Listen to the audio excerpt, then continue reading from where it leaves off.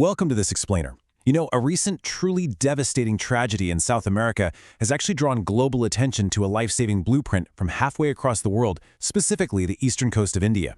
Today, we're going to analyze the Indian state of Odisha's incredibly successful disaster management model. We'll be breaking it down into simple, actionable steps that honestly can be applied anywhere on the globe to save lives.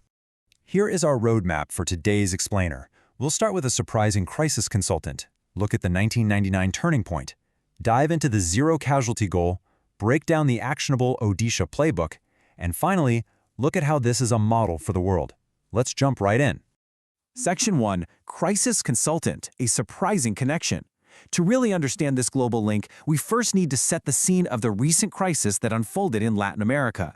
3,000. That is a heartbreaking reality.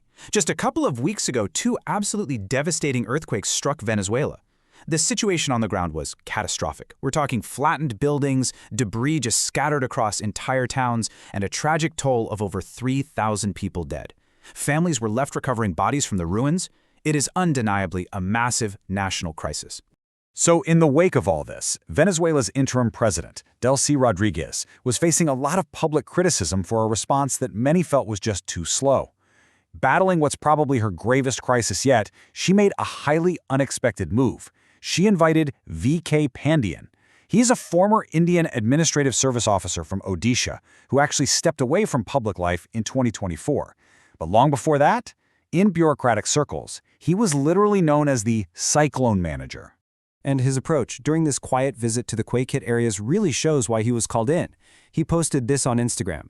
Shared experiences and learning on rescue, recovery, and rehabilitation. Discussed both immediate and long-term responses and disaster mitigation. You see, his focus wasn't just on immediate aid, it was heavily on systems. Venezuela clearly realized that to fix their disaster response, they needed the expertise of someone who had helped build a world-renowned mitigation system from the ground up. Section 2. The 1999 Turning Point, a Tragic Catalyst. Now, to understand exactly why Pandian's expertise is so incredibly sought after, we have to look back at the history of his home state, Odisha. Historically speaking, Odisha, sitting right there on India's eastern coast, has always taken the absolute maximum brunt of deadly cyclones. But everything hit a breaking point in 1999. The 1999 Super Cyclone was a tragedy of unimaginable proportions. The state's disaster response was completely overwhelmed, and it resulted in a staggering loss of over 10,000 lives. It was an absolute catastrophe that forced the state to realize that their whole approach to natural disasters had to fundamentally change. Section 3. The zero-casualty goal, aiming for survival. Following that 1999 disaster, Odisha became the very first state in India to form a dedicated disaster management authority, and they set a boldly ambitious target. Just look at the contrast in this data. It's honestly staggering. You have the 1999 Super Cyclone sitting at the top with over 10,000 fatalities. But look at the subsequent major storms. Cyclone Fani, 64 deaths. Cyclone Titli, 27. Cyclone Hudhud, just 3. And Cyclone Dana, a single fatality. This massive, life-saving drop isn't because the storm suddenly got weaker. It's the direct result of a highly engineered disaster response model. They aimed for zero casualties and successfully brought the numbers down from the tens of thousands into the single digits. So, how did they actually do it? Well, the fundamental secret to this incredible reduction in deaths was a philosophical shift right around the year 2000. It was a complete shift from reaction to preparedness. Instead of waiting for a disaster to happen and then scrambling to react, Odisha started investing heavily in being prepared way before the skies even turned gray. Section 4. The actionable Odisha playbook, actionable steps. Let's break down the successful governance model into the exact steps that made it happen. The real genius of the Odisha model is this highly actionable 4-step blueprint.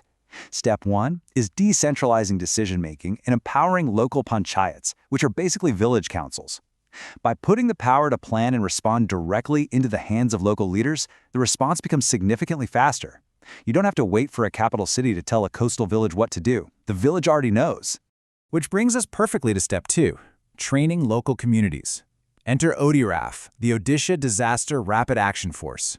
They actively involve everyday communities and NGOs in their preparedness. Instead of just relying on professional first responders, they train local volunteers right down to the village level. Even today, they conduct community-led mock drills across the entire state twice a year. When disaster strikes, Everyone has already practiced exactly what to do. But here's the thing, training only works if you actually have the tools to survive. That's where steps 3 and 4 come in, hard infrastructure and last-mile warnings. Over the years, they've built over 800 cyclone shelters and paved special coastal evacuation roads designed for quick escapes. Plus, they were pioneers in early warning systems, installing sirens in more than 2,000 coastal villages. This guarantees that every citizen has a safe place to go, a road to get there, and the warning time needed to make it. Section 5. A model for the world. Global application. Let's bring our focus back to the global stage and look at Venezuela's immediate future. The geographical reality here is stark. Venezuela has a long history of devastating earthquakes because it sits directly on a seismically active zone. The horrifying catastrophe on June 24th, it tragically will not be the last. Natural disasters are just a recurring feature of their geography, exactly like cyclones are for Odisha. Following this recent disaster, India stepped up with immediate relief by launching Operation Amistad. They set up an army field hospital right on a racetrack to give urgent medical treatment to victims, an initiative VK Pandya noted received really great feedback. But while immediate, reactionary relief like this is incredibly vital in the days following a disaster, adopting a long-term playbook focused on preparedness is the real key to surviving the next one. And that brings us to a powerful final thought for today's explainer. The core takeaway from VK Pandyan's visit and Odisha's entire history is pretty simple.